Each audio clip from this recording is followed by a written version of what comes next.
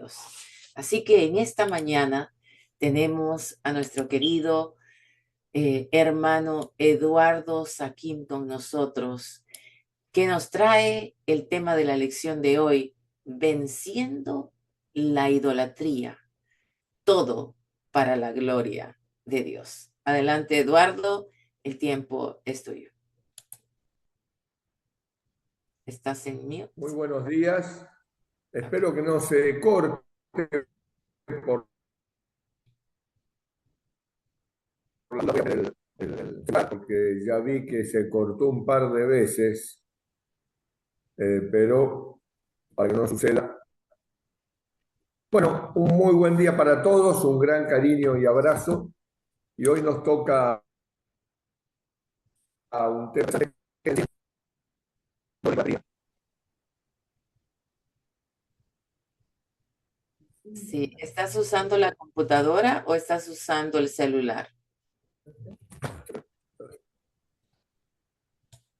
Se te corta.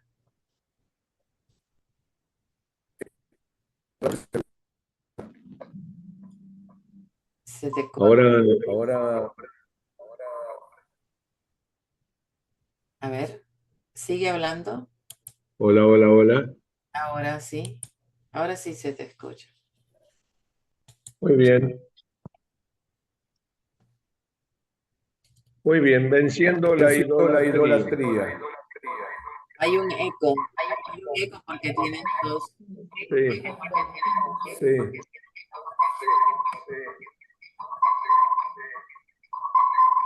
Hola, ahí me escuchan bien, ¿no? Sí, bueno, estamos bien, gracias. Listo, muy bien. El apóstol Pablo dice, la escuela sabática presenta que el apóstol Pablo nos habla que el amor nos protege de la idolatría. Y me puse a pensar por qué. En realidad pensé que tenía que ver el amor con la idolatría. Siempre cuando hablamos de idolatría, a mí por lo menos me venía a la imagen, a la mente, ídolos, estatuas, tótems, estampitas, ¿no es cierto? Y capaz que a usted le pasaba lo mismo. Siempre pensamos en la idolatría como en una persona adorando una estatua o una representación. Busqué la palabra idolatría en el diccionario y me llamó mucho la atención y aprendí, la verdad, me, me encantó y dice un amor muy fuerte hacia algo o hacia alguien.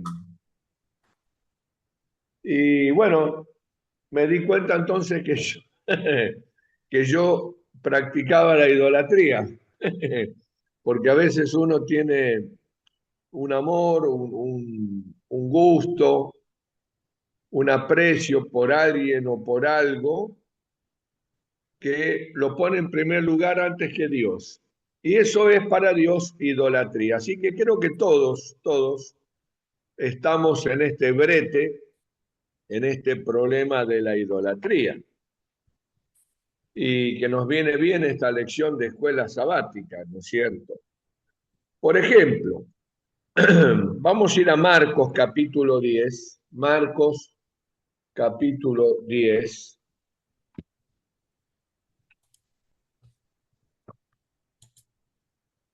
Marcos capítulo 10, donde nos habla del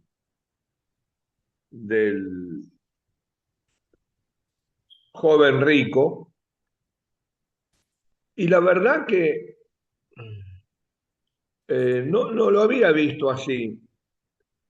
Siempre pensaba en el relato del joven rico que no lo veía así de esta manera. El joven rico en realidad, lo mismo que le pasó a Judas, la hermana Juárez dice que amaba a Jesús, Judas, pero amaba al dinero más que a Jesús. Y eso era idolatría. Y el joven rico amaba más sus riquezas, su estatus, que la oferta que Jesús le hizo de seguirlo a él. Piensen en esto, ser un discípulo de Cristo, y el joven rico lo rechazó. Pensó, se puso triste, evaluó, sacó cuentas rápidamente en su mente y se fue triste. Dice el versículo 22, pero él, afligido por esta palabra, mire cuál sería la palabra, ¿no es cierto? La palabra está en el versículo 21. Entonces Jesús, mirándole, le amó y le dijo: una cosa te falta. Anda, vende todo lo que tienes, dalo a los pobres, tendrás tesoro en el cielo. Y escuchen ahora, y ven, sígueme tomando tu cruz. Le ofreció ser discípulo directo de Jesús, no como Judas, a quien Jesús no llamó. Lo aceptó, pero no lo llamó, sino como una persona a quien Cristo directamente le dice: sígueme, como te llamó a vos y me llamó a mí. Todos nosotros hemos sido llamados por Jesús a través de distintas circunstancias para que le amemos a Él sobre todas las cosas. El primer mandamiento, ¿no es cierto? Amarás a Dios sobre todas las cosas. Por lo tanto, cuando algo se interpone en esa relación con Dios, estamos creando de alguna manera un ídolo. Me tomo el tiempo para leer la Biblia o me quedo mirando algo que aprecio mucho, entre comillas, adoro, ¿no es cierto? No, mañana leo, ya estoy colocando algo por encima de. No hice el culto, lo voy a hacer a la tardecita o a la nochecita, después que termine todo, las tareas, los chicos en la cama. Pero está la serie que estoy mirando. Y entonces me pongo a mirar la serie. ¿Por qué? Porque no puedo dejar de mirarla. Bueno, estoy practicando idolatría.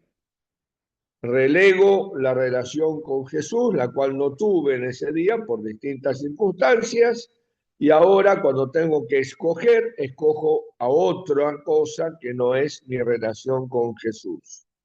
Estoy haciendo un ídolo de algo, ¿no es cierto? Porque ídolos es un amor muy fuerte hacia algo o hacia alguien. Bueno, y entonces creo que todos nos vemos aquí de alguna manera encriptados, ¿no es cierto? Eh, Marcos 12 presenta la escuela sabática también, versículo 28 al 31, lo conocemos bien, correcto, estos pasajes, donde la palabra de Dios nos dice que los escribas, fariseos, se habían acercado a Jesús para tentarle con una pregunta, preguntándole cuál era el primer mandamiento, el más importante de todos. Bueno, no hay uno importante más que los demás. Pero Jesús lo resume en el principio de amar. Amarás al Señor tu Dios con toda tu alma, con todo tu corazón, ¿no es cierto? Este es el primer y gran mandamiento. Y el segundo semejante: amarás a tu prójimo como a ti mismo. Pero el primer mandamiento tiene que ver con mi relación directa con Dios, colocarlo siempre en primer lugar. Idolatrarlo, adorarlo, nada tendría que ser más valioso y tentador que estar con Cristo. Ahora, ¿qué ocurre? Yo les quiero dar un secreto que tendré que practicar también en aquellas cosas que me doy cuenta con esta lección que uno comete errores, ¿no? El amor, el amor, vamos a ir a Primera de Corintios 13, Primera de Corintios capítulo 13.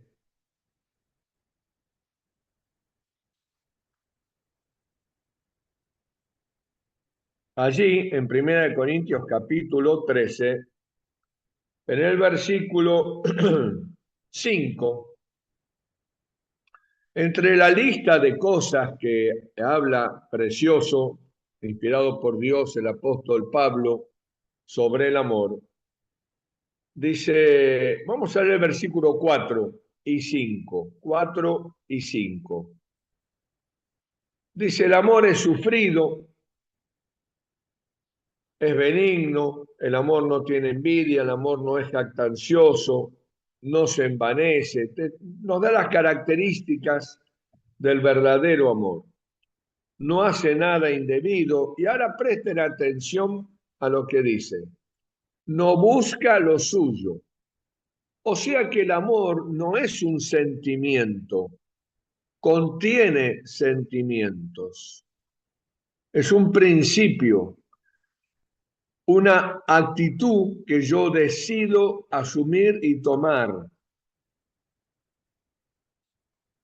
Inclusive no porque lo pueda llegar a sentir, no porque tenga ganas, sino porque, como dice Romanos 12, versículo 1, someto, sacrifico mi cuerpo en una relación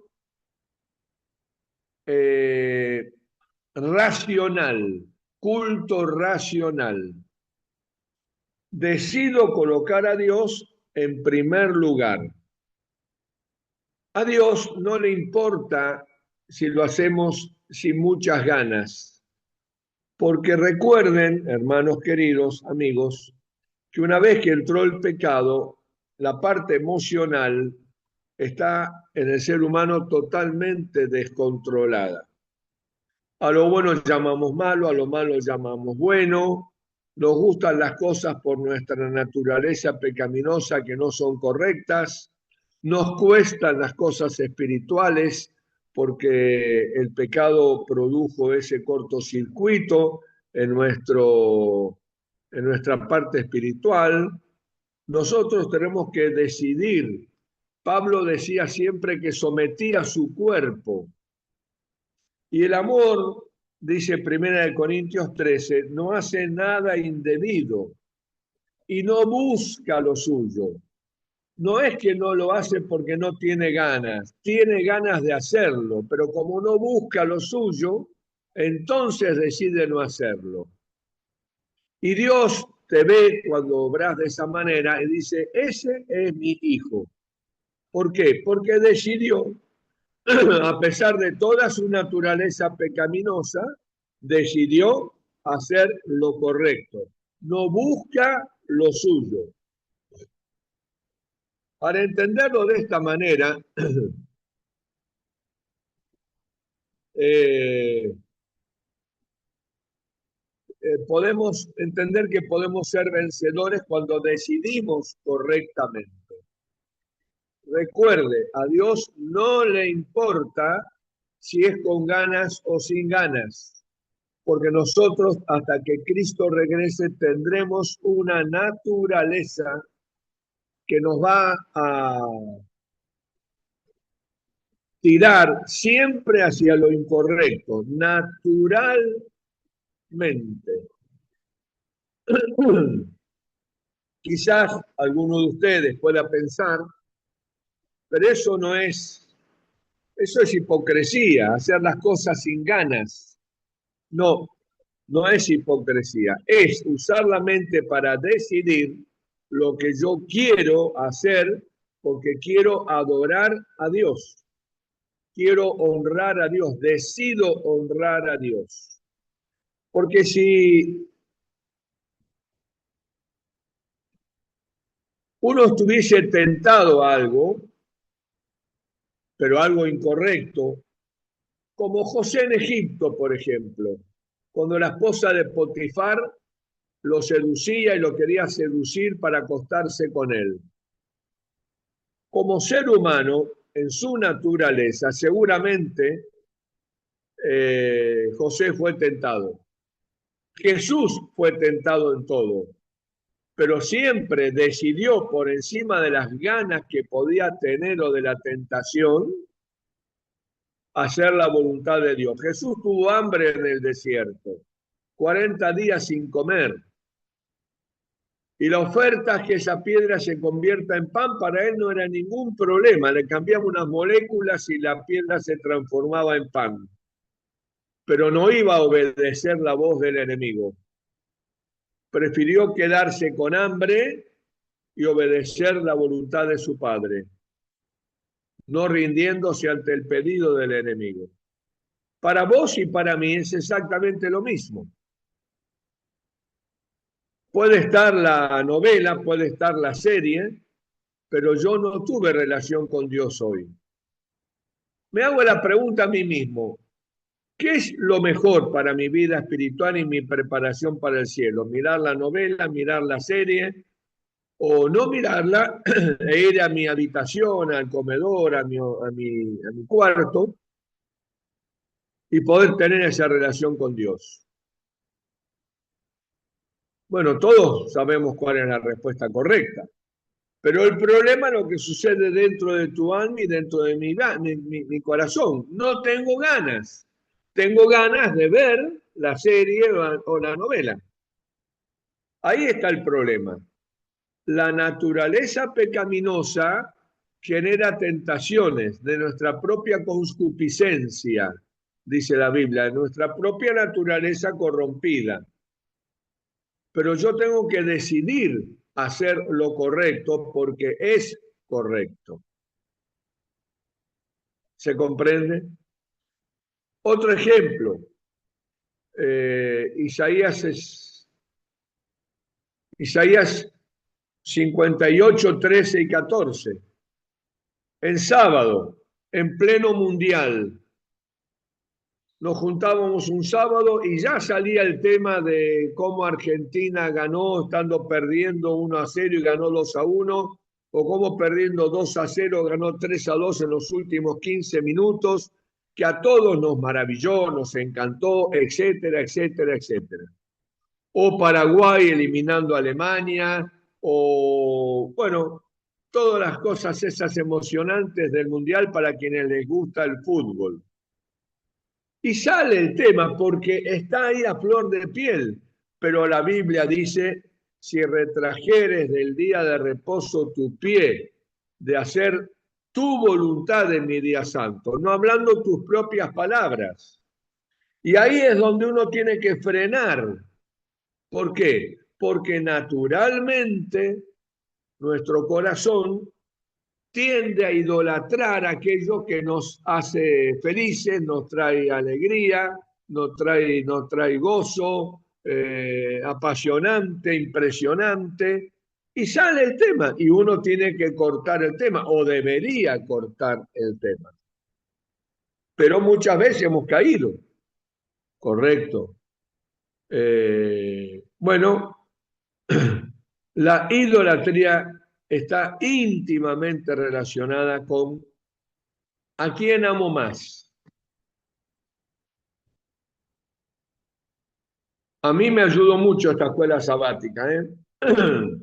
Espero que a usted también. Dice,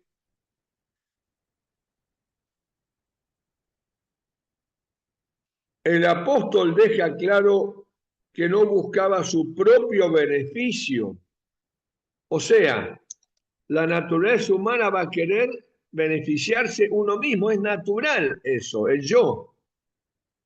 ¿Cómo voy a perder? No, si hago un negocio es para ganar, pero no en detrimento de hacer perder al otro, porque eso no tiene nada que ver con el amor, porque el amor no busca lo suyo, correcto. Va a ser una cosa equitativa. El egoísmo es idolatría, porque adora al yo. Es muy interesante esta lección de hoy. Y nos nos ametralla por todos lados. Si a uno no le entró por un lado, le entra por otro. Por ejemplo, miren Malaquías capítulo 3, textos que conocemos, pero vamos a ir a Malaquías capítulo 3. Dice allí Dios en Malaquías capítulo 3, versículo 8. ¿Robará el hombre a Dios? Pues vosotros me habéis robado. Y dijisteis, ¿en qué te hemos robado? Y Dios le dice, en vuestros diezmos y ofrendas. Y usted allí que está escuchando puede decir, no, no, Saquín, espere un poquito, yo doy el diezmo todos los meses. Muy bien, amén. Pero el Señor dice diezmos y ofrendas. ¿Cómo puedo robar en ofrendas? ¿Cómo puedo robar en ofrendas donde la Biblia no me dice qué porcentaje dar? Porque el diezmo me dice diezmo, 10%. Pero ofrendas no lo dice, pero tu corazón y mi corazón egoísta, naturalmente egoísta, va a pactar con Dios si pacta, ¿no? Porque hay muchos que no pactan, la gran mayoría no pacta. Y esto no es que yo sea un vidente, no, no, no, es que viajando por las iglesias siempre he preguntado y siempre, y los tesoreros de la unión, ¿no es cierto? En las reuniones nos explicaban, el diezmo está acá arriba y la ofrenda siempre en todas las iglesias está aquí abajo. ¿Por qué es eso? Porque la naturaleza egoísta no pacta con Dios un 10% más, como así Israel, un diezmo y otro 10% para la ofrenda. Quizá usted se esté sorprendiendo y diga, pero yo no puedo. No, no, todos podemos, porque cuando decidimos ser fieles a Dios, Él nos va a bendecir. Quien no ha tomado la decisión de ofrendar en forma generosa, no puede ver la respuesta de Dios porque la acción egoísta de seguir dando un 2%, un 3%, no permite que Dios derrame las bendiciones, porque el versículo 10 dice, traed todos los diezmos al alfolí y haya alimento en mi casa, diezmo y ofrenda, y probadme ahora en esto, dice Jehová, si no abro la ventana de los cielos y derramo bendiciones hasta que sobreabunde. Hay diezmo, damos el diezmo, pero la iglesia no tiene para pagar el alquiler, no tiene para pagar una garrafa de gas, no tiene para comprar elementos para los chicos en escuela sabática, no tiene... ¿Por qué? Porque el yo hace que seamos avaros en la ofrenda. Y eso es idolatría. Estoy adorándome a mí mismo, guardando la mayor parte para mí, al punto tal de ser avaro en la ofrenda. Y esto es mundial, ¿eh? No te estoy hablando a vos. Esto es mundial. Yo tengo que tomar la decisión de ofrendar y pactar en proporciones. Yo me quedé helado porque hace no mucho un pastor que estuvo en la Unión y División me explicaba que un 15% de los adventistas en el mundo dan un doble diezmo. O sea, 10% de diezmo, 10% de ofrenda. ¿Alguna vez usted había pensado que esto tenía que ver con la idolatría? Sí, tiene que ver con la idolatría. El joven rico no le pagaba a los pobres lo que correspondía. Claro, no hay ningún mandamiento que dice directamente paga buenos sueldos. O sé justo cuando vas a pagar. no lo dice, ¿no es cierto? Pero el principio de amar a tu prójimo como a ti mismo hace que yo no me puedo llegar a enriquecer mientras que mi empleado lo hago pobre. Eso es idolatría al dinero. Bueno, me parece impresionante esta escuela sabática lo que nos enseña, porque a mí me desnudó en muchas cosas. Y la verdad que lo digo sin vergüenza porque la vergüenza es no reconocer. Y yo quiero ir al cielo, usted quiere ir al cielo y entonces tenemos que sacarnos los trapitos y pedirle a Dios que realmente transforme nuestro corazón. Pero para que transforme nuestro corazón, vos y yo tenemos que tomar decisiones en el área que sea, ¿correcto?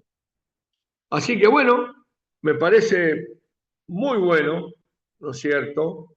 Eh, y creo que realmente tenemos que pedirle al Señor que transforme nuestro corazón. Pero acuérdese, tenemos que tomar decisiones, decisiones, ¿correcto?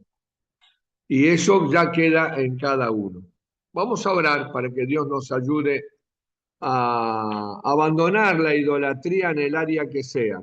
Seguramente nos va a costar, vamos a resbalar, vamos a caer, pero téngalo presente, porque no olvides, dice San Pablo, que los idólatras, los avaros, etcétera, no entrarán al reino de los cielos.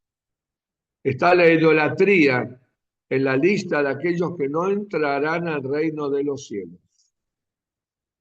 Ocupémonos entonces en nuestra salvación con temor y con temblor. Vamos a orar. Padre Celestial, gracias por esta escuela sabática, gracias por lo que nos enseña. En el nombre de Jesús, ayudarnos a aplicarlo en nuestra vida tomando decisiones quizás drásticas, pero decisiones que hagan que te coloquemos en primer lugar. Cometeremos errores, pero tú conoces nuestro corazón, el sincero deseo de hacer lo correcto, pero darnos ese poder que no tenemos para poder honrarte y alabarte a ti. En el nombre de Jesús, amén. Amén, amén, Amén. amén. Nos hemos gozado con este estudio de la clase de la escuela sabática de hoy. La idolatría no son ídolos de plata, ni de cobre, ni de bronce, ni los que podamos tener en imágenes, sino las imágenes que nos creamos en el corazón.